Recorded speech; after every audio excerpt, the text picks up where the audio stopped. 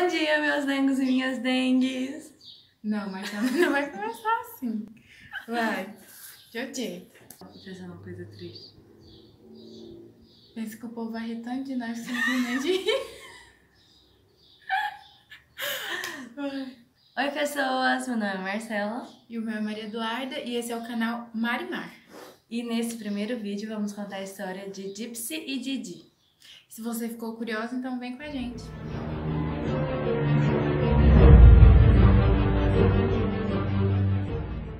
Didi e Gibson moravam em um pequeno bangalô rosa na cidade de Springfield e elas eram muito adoradas por seus vizinhos. Didi tinha 48 anos e era de origem do estado de Louisiana, no sul do país. Ela fugiu com Gypsy quando a menina ainda era pequena, porque as duas eram vítimas de abuso.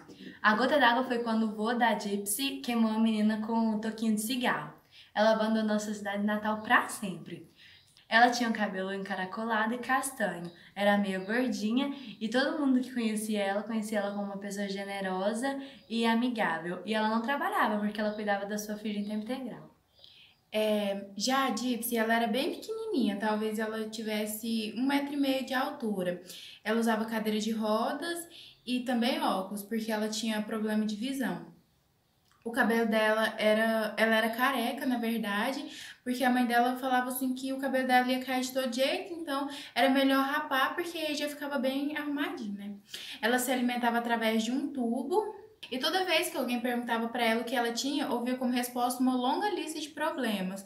Eu vou citar alguns, que era anomalias cromossômicas, distrofia muscular, epilepsia, asma severa, apneia do sono, problema de vista, e sempre foi assim, dizendo a Didi que desde pequenininha ela era assim e ela passou muito tempo na UTI. Quando ela era pequena ela teve câncer, dizendo ela, né, e por aí muitas coisas.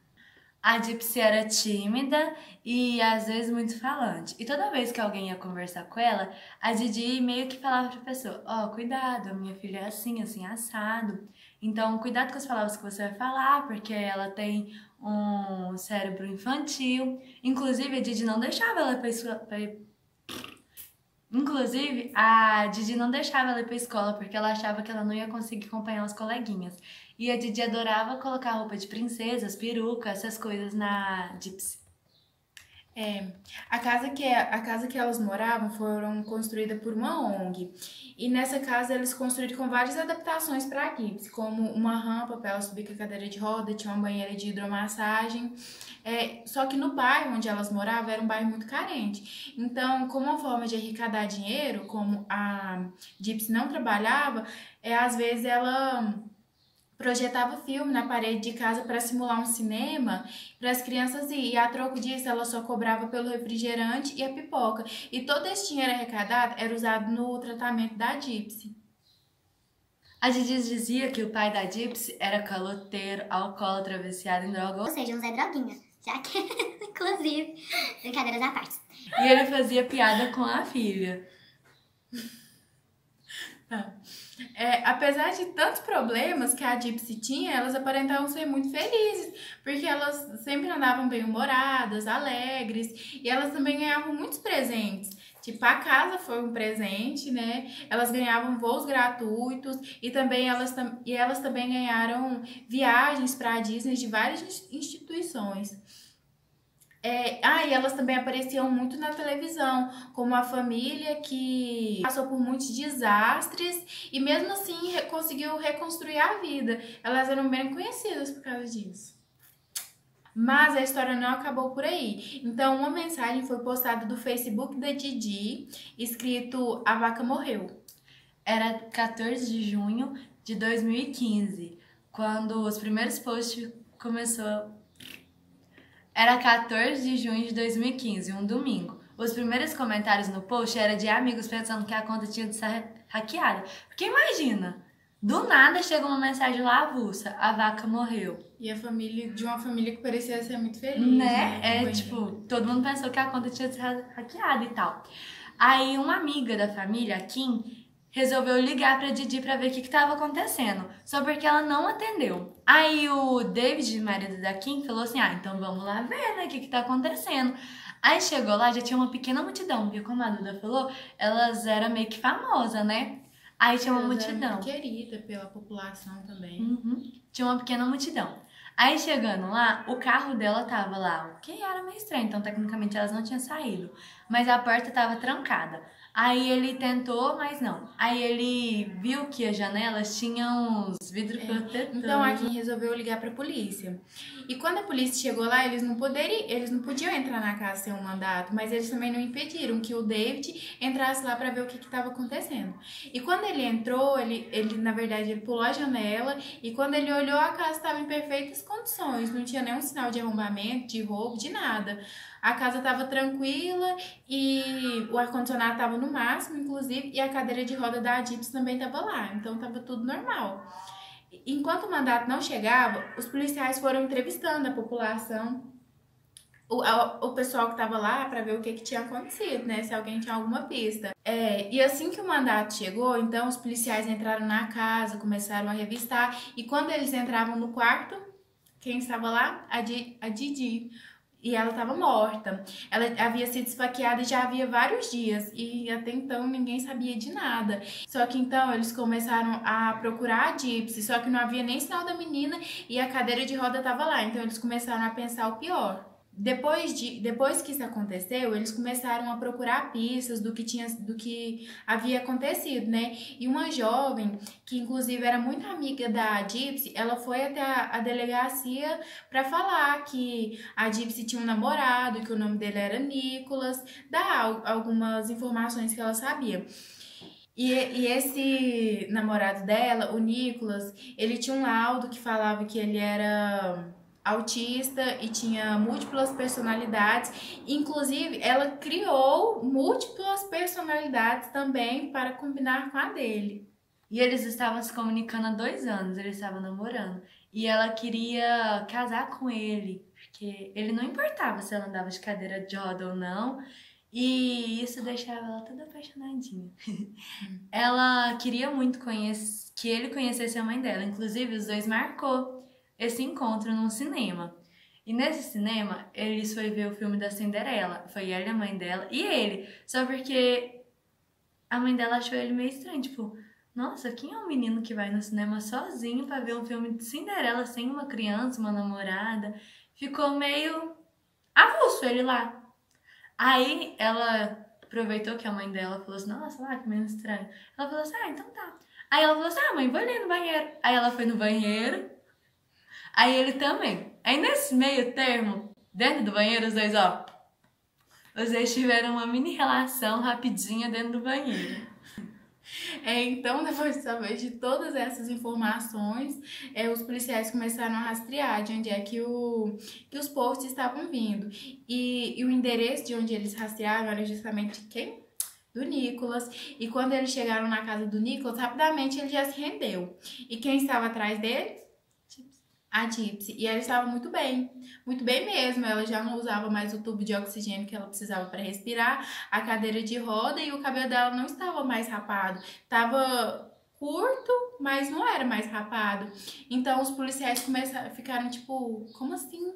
E ela já começou a se explicar, falou assim que tudo aquilo era mentira, que tudo, até os mínimos detalhes, era mentira, desde que o pai dela era um drogado, era mentira que ele não contribuía com nada, porque ele contribuía sim com 1.200, se eu não me engano, de pensão. Então ela começou a contar pra polícia que era tudo mentira e foi tudo ideia da sua mãe. Decepcionado, o pai dela nem era usar droguinha. O pai sempre contou à polícia que a menina era saudável quando nasceu, só porque aos 3 meses a Didi falou assim que ela tinha apneia do sono. E foi aí que tudo começou, porque aí ela começou a ficar louca. Tudo que a menina sentia, ela levava pro hospital. Fizeram uma bateria de exames e nada na bebê. Então as coisas começaram a sair do controle. A Didi sempre achava um problema, ou com a filha, ou com os médicos, ou com o hospital. Ela sempre achava um jeito. Ela disse aos médicos que a Didi tinha convulsão a cada 2 meses. Então, os médicos já começaram a receitar remédios para ela tomar. E ela também tinha distrofia muscular e problema na audição e na visão. O resfriadinho que ela tinha, a mãe dela levava ao médico. E de 2005 a 2016, a Gypsy foi ao médico mais de 100 vezes. Então a Didi construiu um castelo de mentira e depois disso não tinha como fugir. A Gypsy mesmo se mostrava confusa, ela não sabia o que era real e o que não era. Porque quando ela foi presa, ela falou assim pros policiais que ela tinha 19 anos. Na realidade não, ela tinha 23. Então nem ela sabia ao certo o que acontecia na vida dela. O histórico médico dela era impressionante. Em 2001, ela fez uma bateria de exame muscular. E, tipo, deu tudo negativo. Ela era mais saudável que eu. Mas a mãe dela continuava insistindo. Não, tem alguma coisa de errada com minha filha. Tem alguma coisa de errada com minha filha. A mãe dela era técnica em enfermagem. E, tipo, tecnicamente ela sabia as coisas. Mas o problema dela era que tinha uma lábia muito boa, que até os médicos acreditavam nela. Ela falava tanto que o médico falava assim: nossa, vou passar um remédio pra essa menina. Só pra essa mulher sair do meu pé. Me assumir. É. Eles tratavam vários problemas que ela tinha de visão, de audição, e vários desses procedimentos eram cirúrgicos. Ela operou o globo ocular por diversas vezes por causa de uma suposta fragilidade, teve que colocar um tubo nos ouvidos por causa de uma infecção que ela tinha. Um tubo no estômago também, porque ela se alimentava através de um tubo e comia muito pouco. Os seus dentes apodreceram, tiveram que ser extraídos por causa de muito remédio que ela tomava ou também por causa de uma má higiene, não sabe. Os procedimentos invasivos no corpo da Gypsy foram longos e prolongados e sérios, né? Porque como é que tipo assim, a pessoa faz um exame. Aí no exame dá lá, vamos supor, vamos fazer no exame para ver se tem câncer. Aí faz o exame para ver se tem câncer e lá no exame tá que você não tem câncer. Mas aí a mãe dela fala, ela tem câncer sim. Aí os médicos falam, é mesmo, ela tem câncer sim. E vai e opera. Como? A lábia dessa mulher é mais boa que a dos crush. Gypsy e Nicholas foram indiciados por homicídio. E ao longo das investigações surgiu as mensagens e tal, e comprovou que os dois planejou o assassinato. Os promotores também dizem que foi encontrado na rede social fake dela, de Gypsy, as mensagens, na qual ela falava assim pra ele que não aguentava mais, que ela estava dentro do plano. Aí ele falou assim que amava muito ela e que ia matar a mãe dela por ela. Aí ela falou assim que tá. E ele falou assim pra ela ficar tranquila, que quem ia matar era a personalidade mal dele. A personalidade mal dele era muito boa nisso. Chocante, né? Tipo, oh, meu amor, eu tenho uma personalidade má. E vai matar sua mãe. Vou matar sua mãe. Ah, amor, eu também vou estrupar sua mãe. Ele falou sim que ia matar a mãe dela.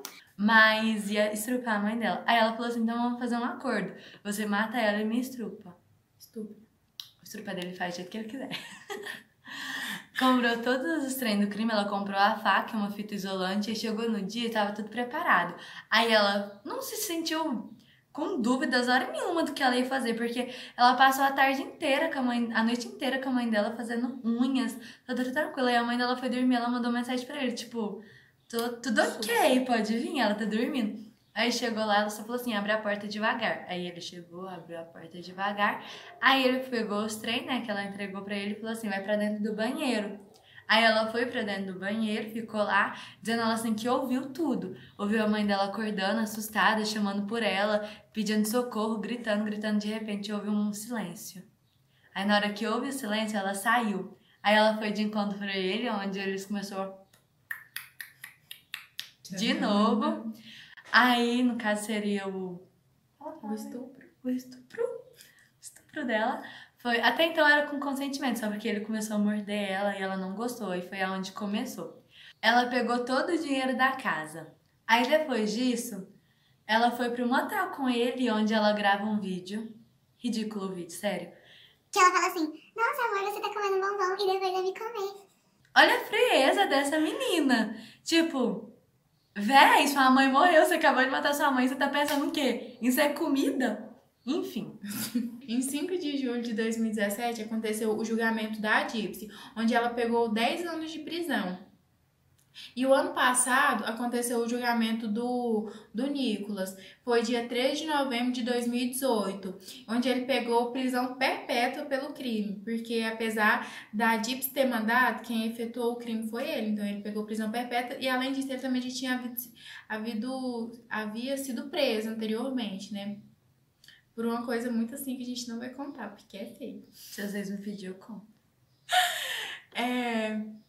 Enfim, hoje a Gypsy, ela tá bonita, ela não lembra nada daquela menininha de anteriormente, ela tá com a pele bonita, ela tá com o cabelo longo, ela engordou. E em uma declaração, ela disse assim que, eu vou ler aqui, em uma declaração ela fala que acho que ela teria sido a mãe perfeita para alguém doente de verdade, mas eu não sou doente, é uma diferença bem grande. E ela ainda fala mais, ela fala assim que ela prefere ficar uns 10 anos na cadeia do que viver 10 anos do jeito que ela vivia antes. Pesado, né? Então, nesse caso, a gente não sabe, na verdade, quem é a vilã, se é a mãe ou se é a filha. Porque a mãe faz tudo isso com a menina desde quando ela nasceu. Então, tipo, desde os 3 meses de idade, a mãe fala, ó, você é doente, você tem isso, tem aquilo, tem aquilo Fez outro. E ela a filha sofrer a vida inteira. a filha cresce pensando nisso o tempo todo. E depois, ou a filha que Ou por mata a outro mãe, lado, né? A filha. Que É. matou a mãe, ela arquitetou um plano que ela pensou. E ela, a hora nenhuma, pensa na mãe dela. Tipo, ela tava fazendo unha com a mãe dela. Na verdade, ela queria ser. Ela fala Que no queria ser depoimento que livre. queria ser livre e que por isso que ela fez Então isso. Então foi isso, gente. Se vocês gostaram, Dá um like, se inscreva no canal e coisa assim. tchau.